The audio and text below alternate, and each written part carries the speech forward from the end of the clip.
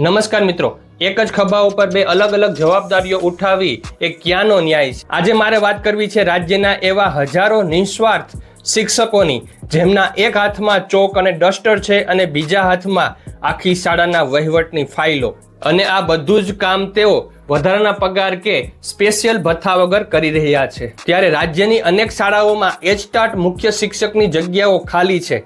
ત્યાં જે તે શાળાના સિનિયર શિક્ષકો જ નિષ્ઠાપૂર્વક ચાર્જ સંભાળી રહ્યા છે.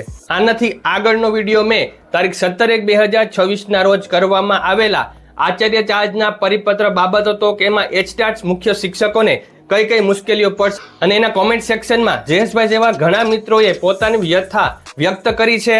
જેમાં કે એવા આચાર્યશ્રીઓ કે જેમની પાસે સિનિયોરિટી મુજબ આચાર્યનો ચાર્જ છે અને આ શિક્ષકો આખું ધોરણ પણ ભણાવે છે અને સાથે સાથે આચાર્યની તમામ વહીવટી જવાબદારીઓ પણ નિભાવે છે. જ્યારે એચટાટ કેડર ન હતી ત્યારે પણ શાળાના સિનિયર શિક્ષકોએ શાળાઓને નેતૃત્વ પૂરું પાડ્યું હતું.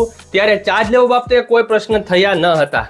ત્યારે નવા પરિપત્ર મુજબ એચટાટ શિક્ષકોને 10 કિલોમીટરની ત્રિજ્યામાં આચાર્યનો ચાર્જ સંભાળવો પડશે તેવી વાત છે.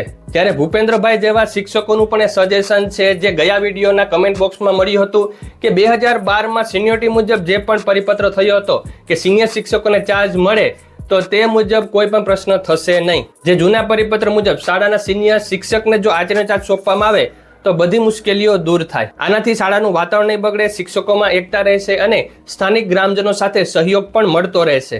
અને છેલ્લે એટલું જ કહીશ કે આચાર્યનો ચાર્જ છે એ કોઈ કાગળ, સહયોગ કે ફાઇલોનો બોજ નથી, પરંતુ હજારો વિદ્યાર્થીઓના સપનાઓ અને ઉજ્જવળ ભવિષ્યની પવિત્ર જવાબદારી છે. ત્યારે જે શિક્ષક કોઈ પણ હોદ્દા કે વધારાના પગારની લાલચ રાખ્યા વગર નિષ્ઠાપૂર્વક આ જવાબદારી નિભાવી જાણે છે એ જ સાચો રાષ્ટ્ર નિર્માતા છે.